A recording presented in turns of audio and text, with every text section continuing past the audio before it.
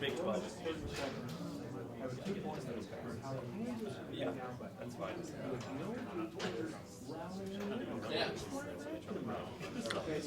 Stations, this is the Jayhawk IMG Sports Network closed circuit. We are awaiting the arrival of KU head basketball coach Bill Self for his weekly media session at KU. We'll let you know when coach arrives so that you will know we're going to start. This will be a live, unanchored feed and should last about 20 minutes.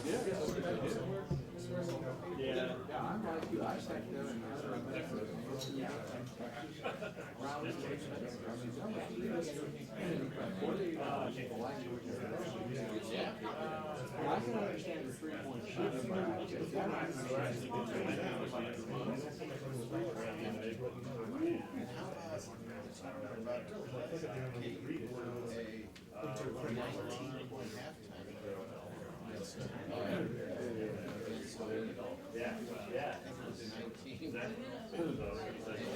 Led by they not only erased the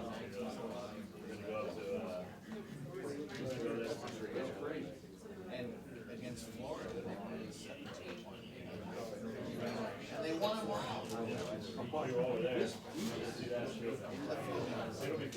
Wait, Florida was the opposite. They were down. Remember? They came back. That was almost identical. Yeah. Tuesday's game. Right. Yeah.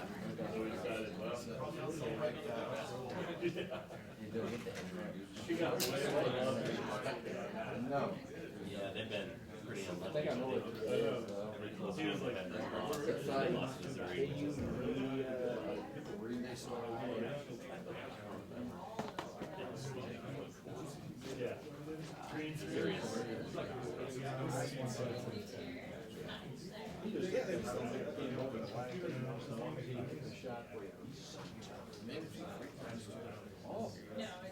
He started to be like Sean. Did if Gray and Burns those free throws, do they have enough time to win? Yeah, because West Virginia. It is iffy. What, 27? Yeah. That's So there are a few guys that Wait a minute, how much? 11? Yeah, 11. Yeah, never. okay. Rushton, it's nice to see you. If West Virginia doesn't throw away that That goes well with you? all the way down the court, is there enough time for the Rays to win? Miller was the opener. Converse, the shut down the Converse, and still, I think. West Virginia missed the three. I have a couple of pairs myself. And they called some over the It back. takes me a little bit, but I don't care, they're comfortable. And they're durable. Like, if they just say, don't try to rebound, and Green grabs that rebound, I don't know what you're they gotta go.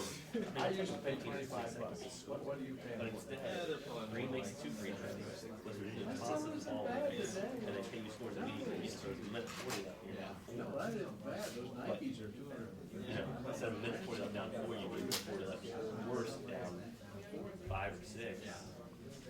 You know, KU's offense. We are still awaiting the arrival of KU head basketball coach Bill Self for his weekly media session. And here he comes, walking in the door. So, stations, the Kansas basketball media session will begin momentarily. Oh, thanks. What's up, GB?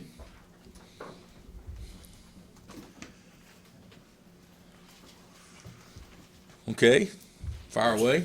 Coach Self, with your Oxford study, you're the type of guy that thinks about this. Tell me why you could rally from an 18-point deficit and win, how Iowa State could be down by 20 and in 4 minutes and 30 seconds get 22 points. Texas rally against Baylor. Why is this happening in college basketball? Well, I think it's always happened, based on, my knowledge. And the other thing is it's happened at home. All the games were at home and the crowd plays such a huge role in it. But, in our game is a little different than the Iowa State game. Iowa State went off offensively. We didn't make any shots. We're down 18 points with 18 or 17 left and didn't make any shots. And so, but we did get stops, and we really defended well the second. We didn't do anything the first half, but really defended well and rebounded well the second half. And the crowd got into it. And that's that. I think that at our place, the crowd gives us so much confidence. Our guys, no matter what the situation is, they think that they can somehow pull it out, and they did. Bill, the other night you said it bothers you when people sort of dismiss the conference streak by saying Big 12's not as Yeah. good. Yeah. What do you think the perception is of the league? I think this year, nationally, I think the perception is it's great. I think the perception is it's not a top-heavy league; it's a parity league, which I think is fair. I think that's fair. But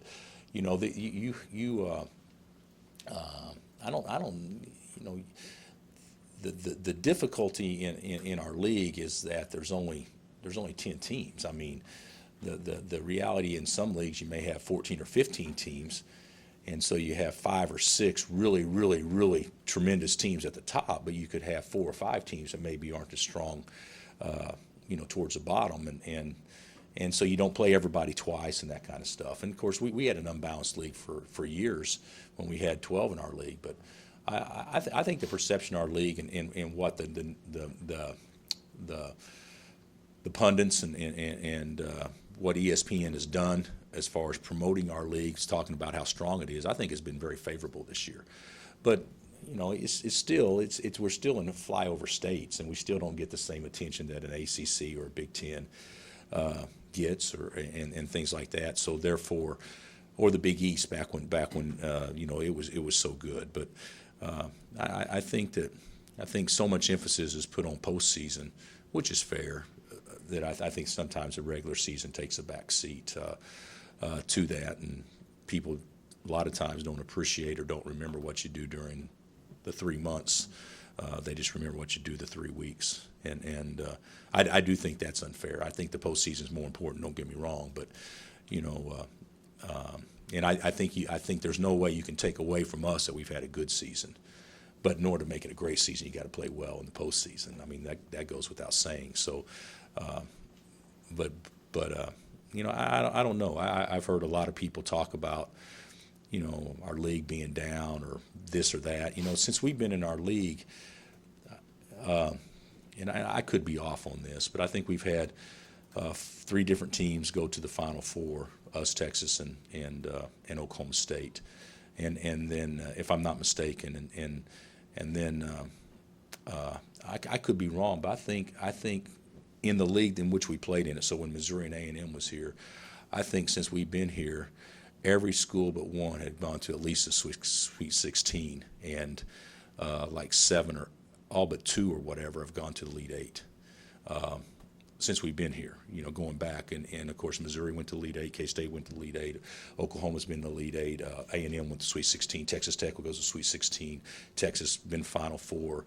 The one school that hadn't was Iowa State, and then they go to the Sweet 16 last year, if I'm not mistaken. So, I mean, everybody has done well. So, I think people must say it must not be a very strong league if the same team's having success every year. I don't know, but certainly, it's been a very competitive league.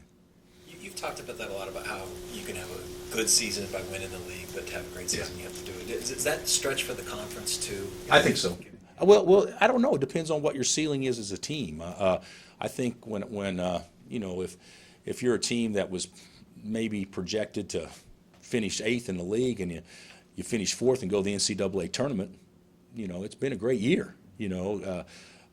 So many people equate to what is great or what is good is based on the end result, as opposed to what your ceiling is or what your potential is. And in our situation, if you got good enough players to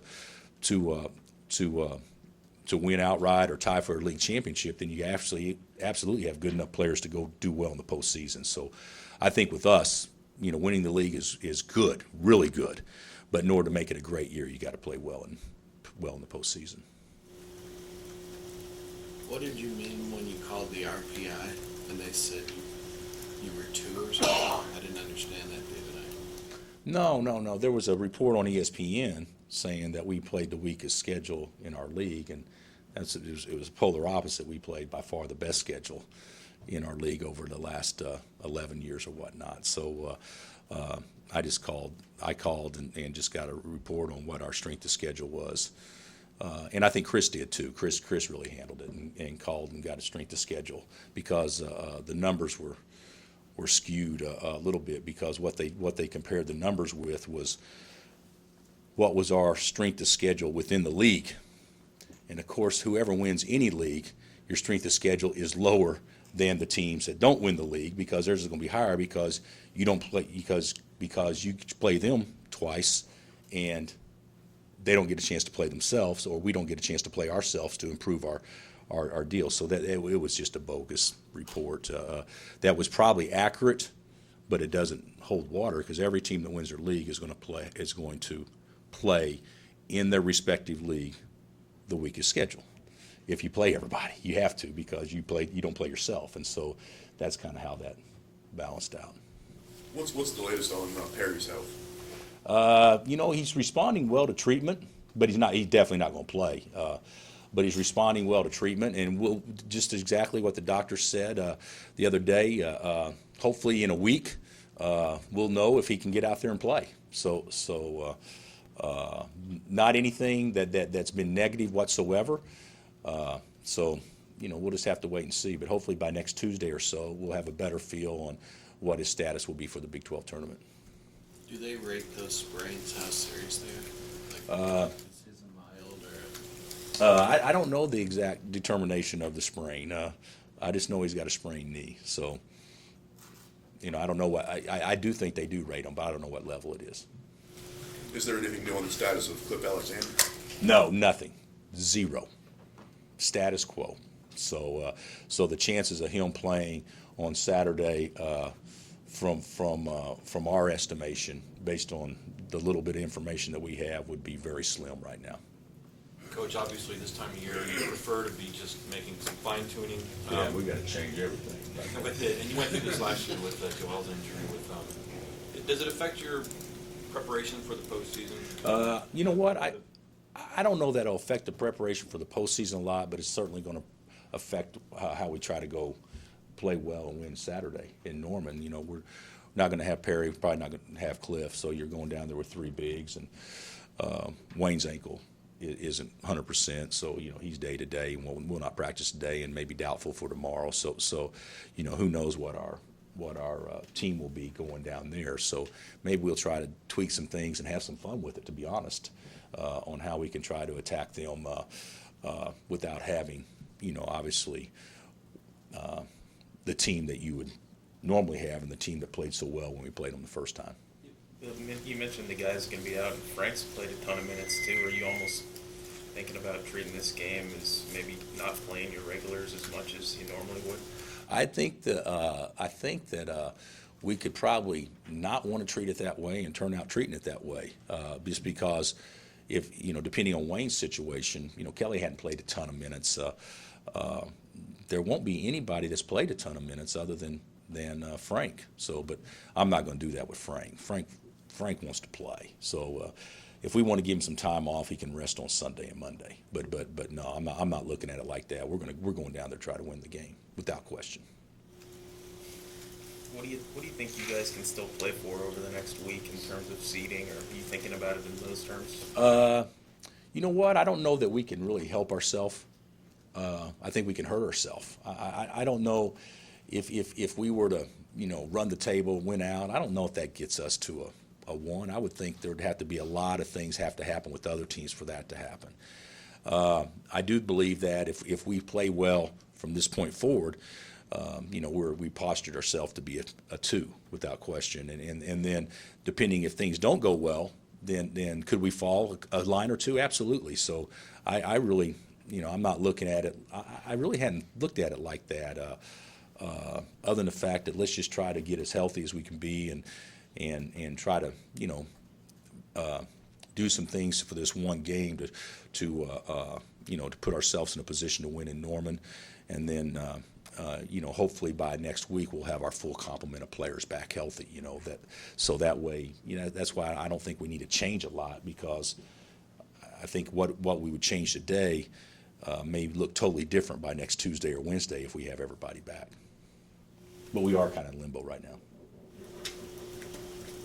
Did you think this game would be for really important at one point? Yeah, when we were down 18 in the second half. So, no, I thought all along it could come down to the game in Norman. I did. I thought all along it could. I think OU has as good a personnel as anybody in our league, and they were terrific against us up here. I don't know if you remember, we got the big lead, and they played lights out, and then came back and got the lead, and then we made some plays down the stretch. But I think OU's a team that can play and defeat anybody. I really do, and so to me, we're still playing for a lot. Like what I talked about earlier, we're playing for seed lines and that kind of stuff. So even though it's not as meaningful in the big picture from a conference championship, it's still pretty meaningful to both teams. Coach, having just 1 year, 11th straight Big 12 title, in your mind, do they kind of blend together, or can you still separate them all pretty well individually? I don't know that I can separate them all. I can remember. I could tell you. I could probably remember key moments in most of the seasons.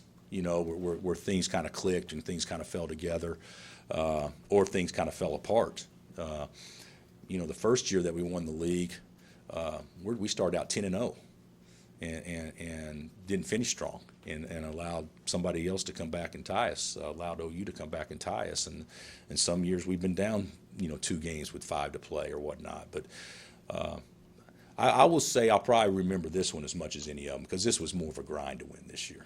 The league was so good, and our talent level's good. Don't get me wrong; it's very, very good, but we're not running out number 1 and number 3 out of the tunnel or some other things like that. So for this team to do it in the manner in which they did, I think is pretty special on those kids' part. Would you say that this is the hardest season in the 11th straight winning the Big 12 title?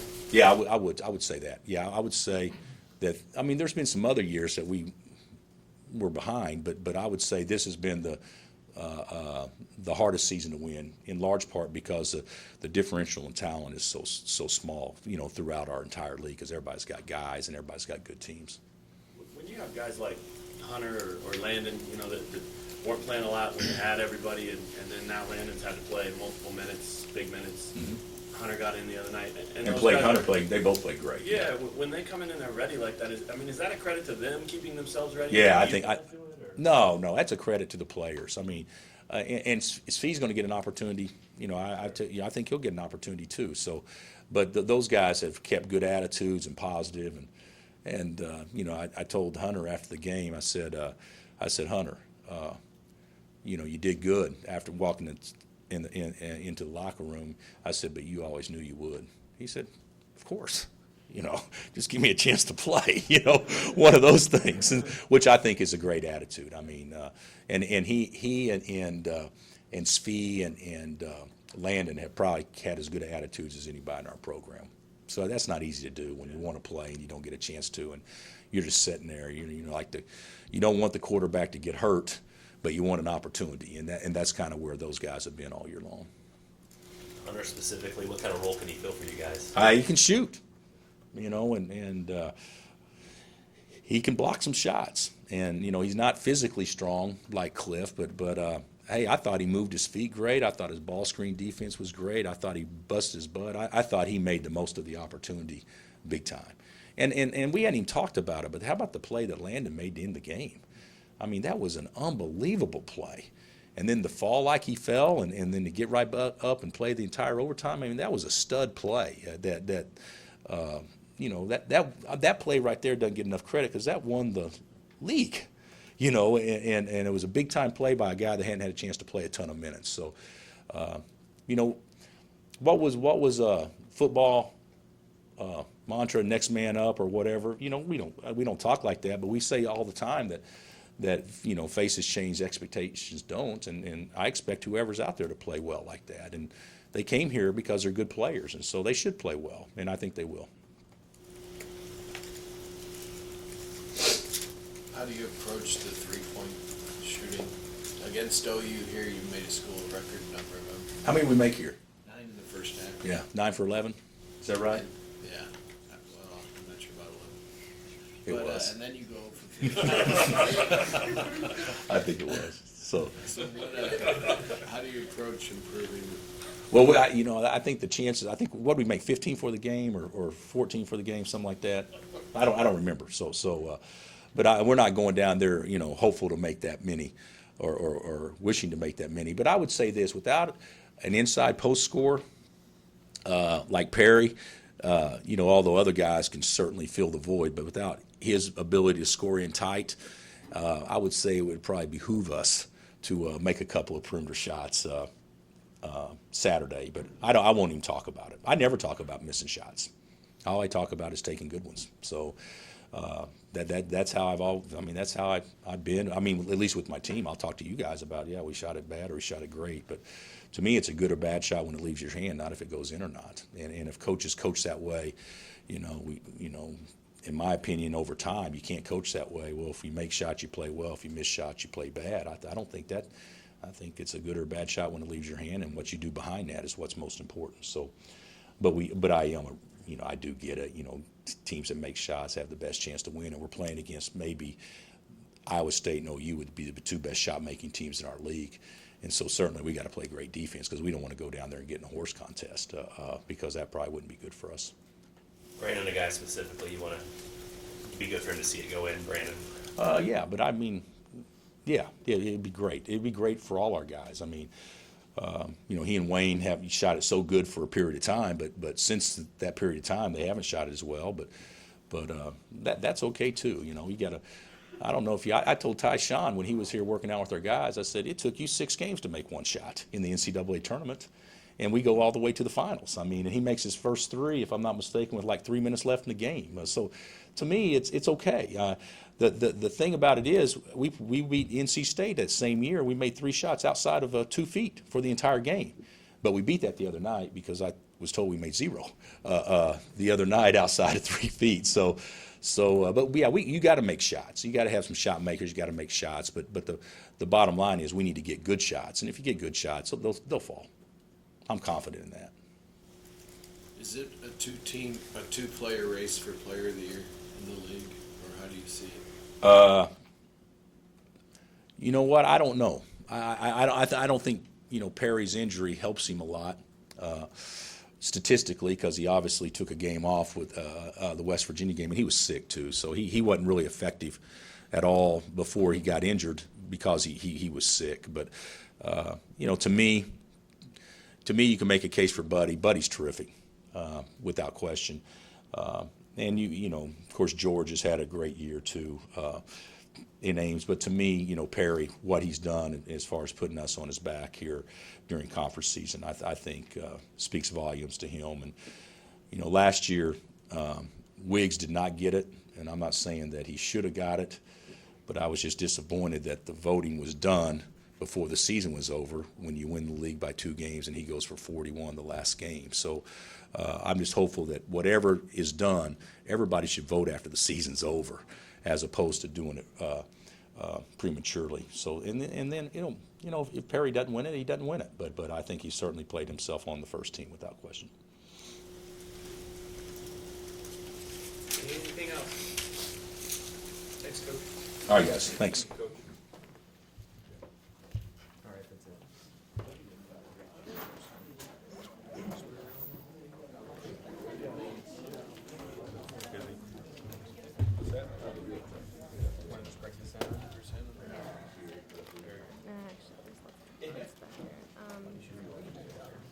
Players come in too, so I'll have to get this.